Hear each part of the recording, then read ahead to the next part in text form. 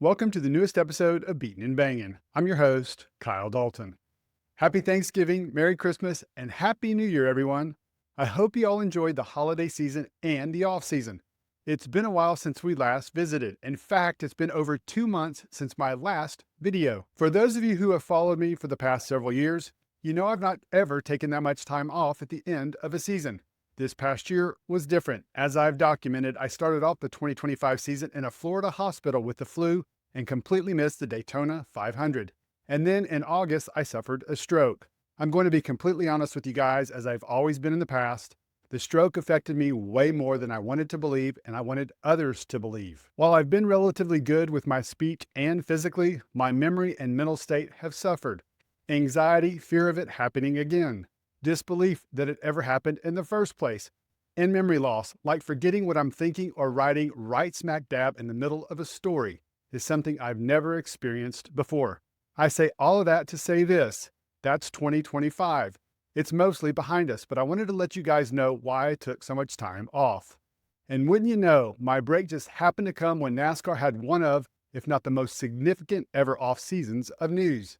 And we'll start with the most recent big news item from a week ago, and that was the announcement that the chase is back. The win and you're in elimination style format is out.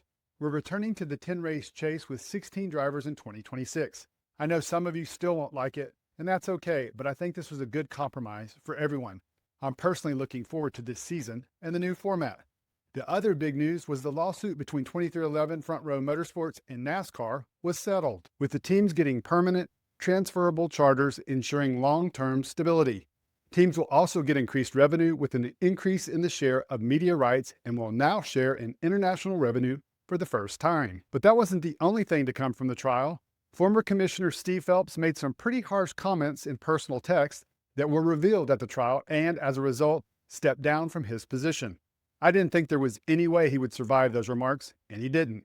But if I'm being honest, Phelps was the fall guy for this. He was an advocate for the teams all along to get permanent charters. Jim France, however, was not, as we learned through the trial. So, in the end, Denny Hamlin and Michael Jordan came out looking good. Unfortunately, Denny's offseason was also filled with tragedy as his parents' home caught on fire on December 28th, and his father, Dennis, sadly passed away.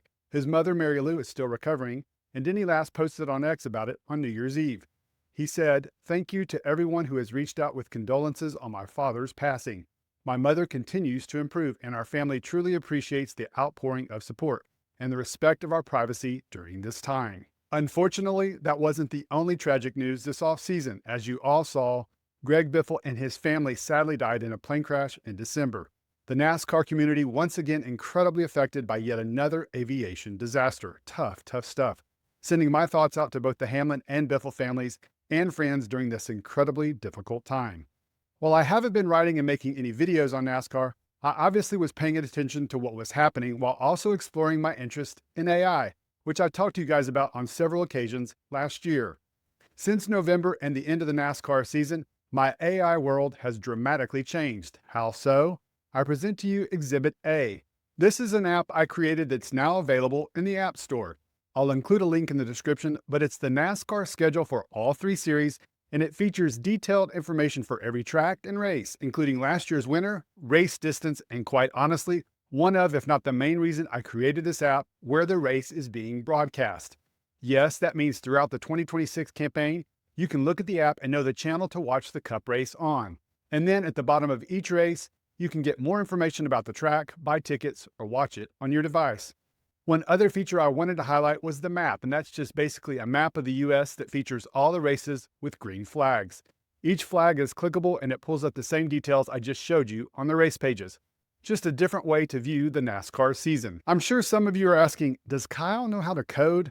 And the very simple answer is absolutely not. I do not know how to code. I do know how to vibe code. Wait, what? I know, I've gotten that same reaction from many family, friends, and business owners I've recently talked to.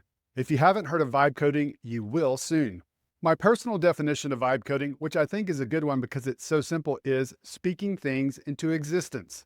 What do I mean by that? That app and those screens that I just showed you, I told an AI agent to build it. I described what I wanted, and it built it. Now, it wasn't just one prompt, but many iterations over days. I'm guessing I probably spent around 40 hours on the whole project. And I have to tell you, when it's finally done and you get it submitted and accepted in the App Store, it's an incredibly cool feeling of pride and accomplishment because I know how much thought and work and frustration that occurred when building it. And the bigger picture is I know how valuable this will be to NASCAR fans, especially when it comes to where fans can watch the races. The other thing I'll tell you about vibe coding is it's addictive. I'm already working on 3 other app ideas I've had in my head for years. A couple of them are NASCAR related, including a beating and banging web app I hope to be releasing in the next few weeks. So what have I used to build these? It's called the Vibe Code app. I'll include a link in the description. I actually stumbled onto one of the company's co-founders' YouTube channels back in August after my stroke and started following him on YouTube. His name is Riley Brown. He's basically the pioneer of vibe coding and a fantastic teacher of vibe coding, AI, and how it all works. The Vibe Code app is so cool because it's basically an app that creates mobile apps and web apps.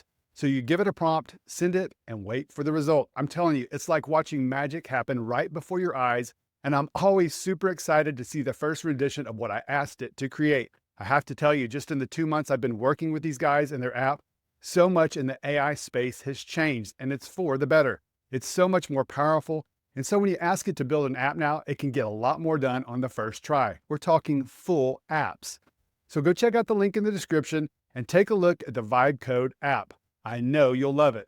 And if you have any questions or app ideas, leave me a comment. I'm always looking for new apps to build. If you can think of something NASCAR related, that's even better. Just let me know. A couple final things I wanted to share with you guys in the first episode of 2026, and interestingly, both are animal related. First, I'm happy to announce that we've added a new furry member to the Dalton family. I'd like to introduce you guys to Ranger. My new little guy is almost 4 months old. I've been a dog guy my entire adult life, but after losing our Coco a couple of years ago, I didn't want to train a new puppy, so we finally opted to go the kitten route. And I'm so glad we did. He's an absolute nut job and makes me laugh multiple times each day. Honestly, he's been such a blessing in so many ways, including helping comfort me during those stressful times. So don't be surprised to see Mr. Ranger on camera this season. And lastly, I mentioned another animal. Thank you, Kyle, and I would like to welcome all you beating and banging followers to the 2026 NASCAR season. This year is going to be a fun one. Just a heads up for you Chase Briscoe and Joe Gibbs racing fans.